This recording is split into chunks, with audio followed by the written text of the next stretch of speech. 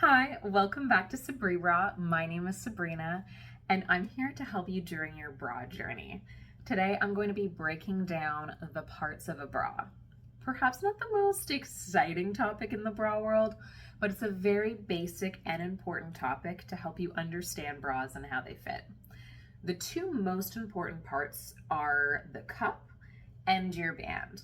They are the two parts that you will see reflected in a bra size, which I'll go through throughout this video.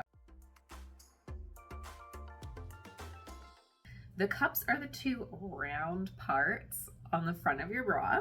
This is where your actual breasts go. If you're in the correct size, this should be offering shape and support. If you're in the incorrect size, on the other hand, this can act more like a hammock, nipple covers, or honestly bags, which we just don't want. I talked about this more in my types of a bra series, in particular the seamed bra video. The cups typically consist of 1 to 4 parts, sometimes more, but that's pretty rare. If you see more than 4 parts, that's usually more for fashion versus practicality. I'll give you a quick example. So this is a seamless bra, and this is just one large part. Sometimes it's stretchy, sometimes it's not. This one is a non-stretch. A lot of them that you'll see that are seamless like this are a stretchy fabric though.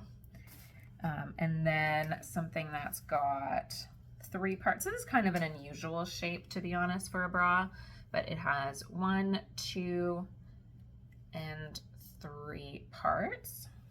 This one that I had in my hand before, this is also a 3-part. This is more of a typical shape that you'll see where you have one section here, another section on the bottom, and a section on the top. So those are going to be different types and shapes of bras. The cups can be made out of a variety of different fabrics, including lace or mesh or a stretchy fabric. They can also be made out of foam, like a spacer foam, a harder molded fabric, or a memory foam. The cups can also be push-up, and these can come in different forms, such as a sewn-in insert, removable inserts, or a built-in padding. So there are a variety of different fabrics that your bras can come in. Now around the cup, you're going to see a wire. This is going to be in your wired bras. There are bras that don't have wires, such as bralettes. Now the wires create shape and support, and they also create separation. Wires can be made out of plastic or metal, and they can also be really flexible, and other ones are a lot more rigid. They can also come in different shapes. Like this one, for example, is a very U-shaped wire, and others are going to have a much longer side. So the wire is going to sort of shape out this way, and everybody has a different preference. And all brands have different specializations and the styles of wires that they choose. Some brands will do a variety of different styles, and some will kind of stick to the shape that they specialize in. Now, a poor fitting wire can cause a lot of discomfort, and they are often the reasons why people think they don't like bras. I will do a deeper dive on this topic in a later video, but a proper fitting wire should be comfortable, and it shouldn't hit any breast tissue. It should be hitting the side of your body, not your breast tissue. Some people need different styles of wires depending on their body and their breast shape. So totally depends on you. The wires also create what we call a gore. A gore is this middle part in between the cups where the wire goes. And some gores are very high, and other gores are a little bit lower or even very plunging. You can get pretty small gores. Gore height preference is so personal, and it really can depend on your body type, your breast shape, and your breast density. If you're interested, I can go more in depth on this topic in a later video. The wire and the cup in conjunction make up your cup size, which is noted in the bra size by the letter, such as A or D or F or H. They are based on the approximate volume of breast tissue. It's an imperfect science, but I'll discuss this more in depth in my bra math video. On the top of the cup, sometimes you will find an elastic that is really stretchy or has a bit of stretch to it. Okay. And this can help fit a lot of people because it will sort of hug the body, right? Others will have a non-stretch sort of ribbon on the inside there.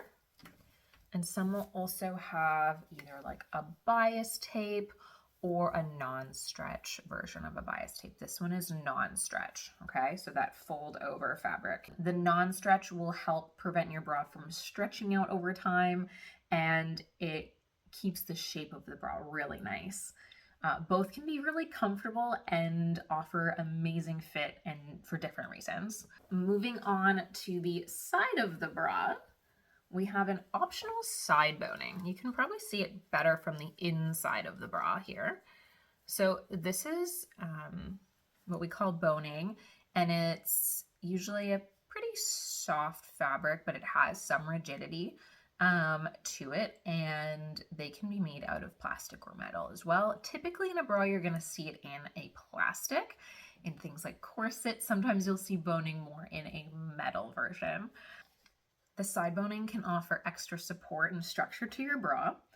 Some people love this and will only buy bras that have the side boning, and other people don't like them. They find that they bend on them or that they dig in, so they'll avoid getting the side boning, or they'll even remove it. Most people are pretty indifferent to them though, so it's also total personal preference. I personally like the side boning, but I also don't care if it doesn't have them. Most bras will at least have that extra seam on the side though, that kind of acts like the side boning but doesn't have the boning. That's also just where your bra attaches. Now that brings me to the side/back of the bra. As previously mentioned, this is one of the most important parts of your bra, and it's noted in the number on your bra size. So like the 32 or the 38 or the 42.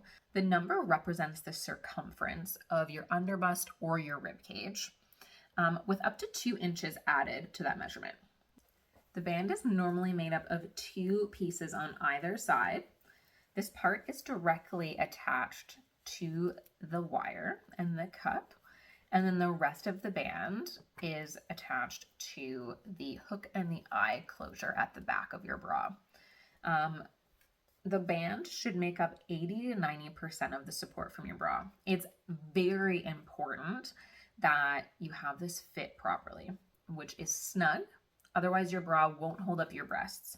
Having the band snug also can alleviate back pain, shoulder pain, neck pain, because honestly, breasts weigh a lot. So by having your band be really supportive, it helps hold up that breast weight.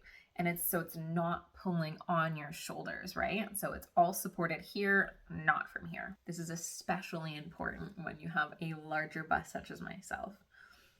Now, back bands will always be made out of a stretchy fabric. Hopefully it's also very sturdy fabric, and this will help create the support while also being comfortable. Your back band will also have elastics on, you can see it better from the inside.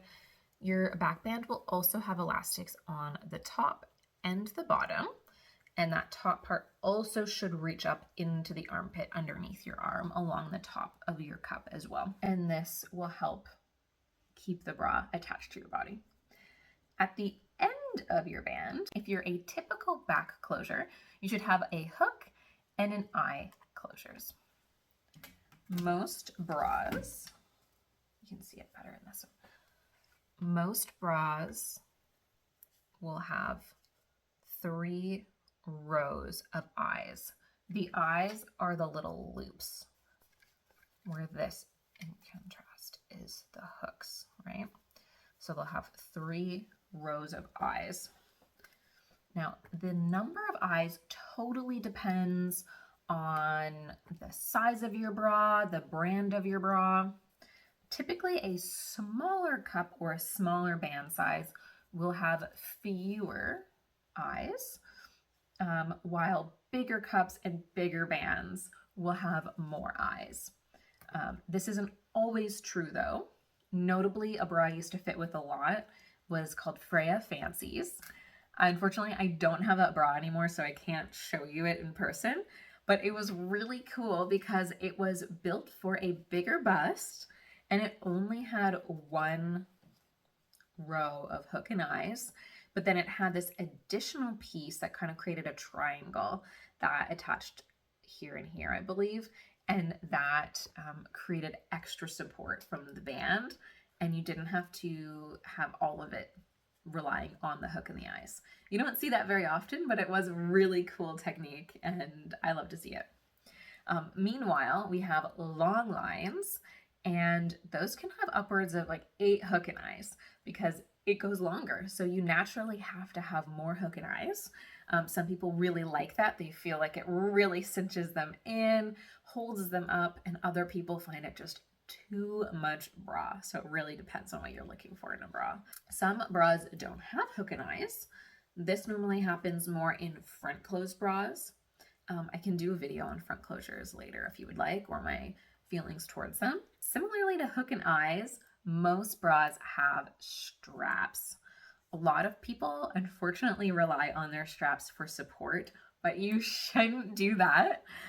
If you're relying on them for the majority of your support, you can cause permanent shoulder indents, as well as back pain, neck pain, shoulder pain.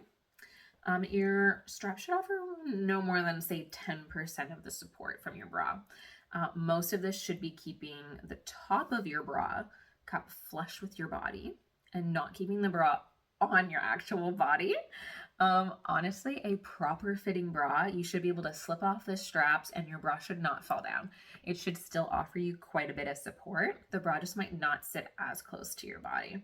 So that's also a sneaky little trick if you need a strapless on a pinch and you don't have a strapless bra, you just tuck your straps in.